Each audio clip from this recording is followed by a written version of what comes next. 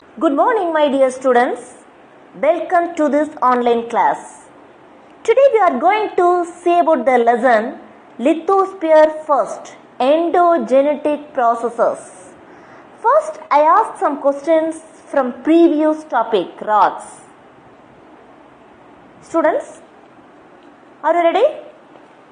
What's rocks?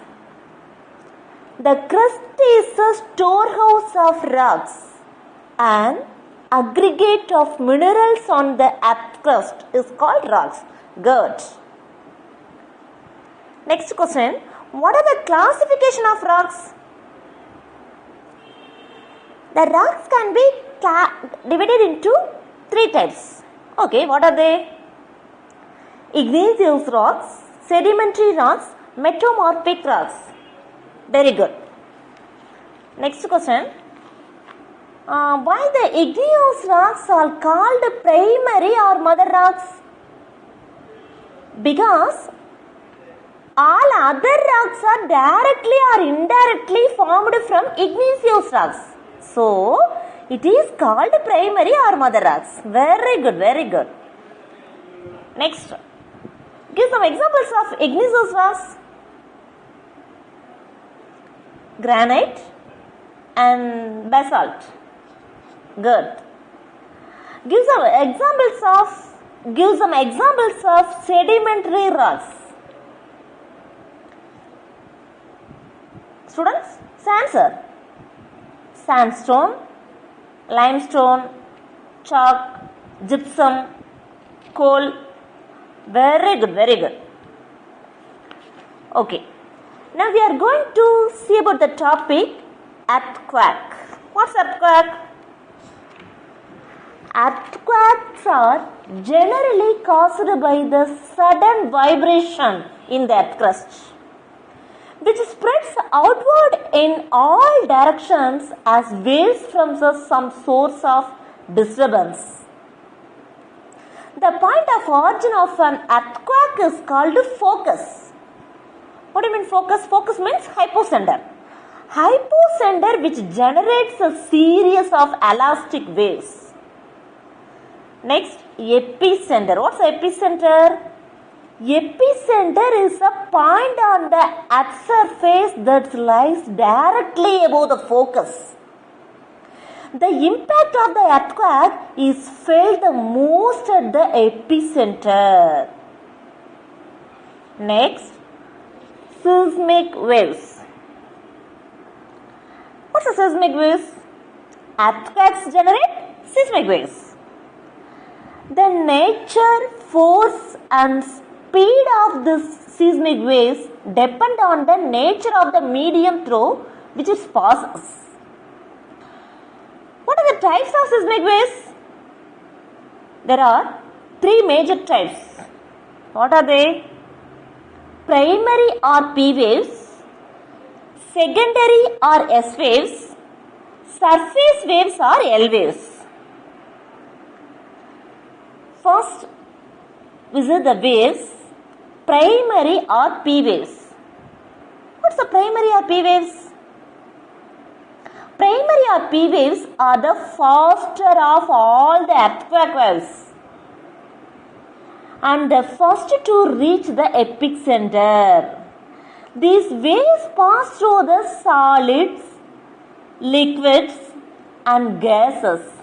They either through the push or pull with an average velocity of 5.3 km per second to 10.6 km per second. Next, secondary or S waves. What's the secondary or S waves? Secondary or S waves travel only through solids. These transverse waves shake the ground perpendicular to the direction in which they propagate. What's the average velocity of secondary or S waves? The average velocity of these waves is 1 km per second to 8 km per second. Next, surface waves or L waves. What's the surface waves or L waves? surface waves or L waves are similar to P waves, but they travel primarily along the ground surface. These waves travel comparatively slower, and they are the most destructive waves. What's the average velocity of this surface waves? The average velocity of these waves are 1 kilometer per second to 5 kilometer per second.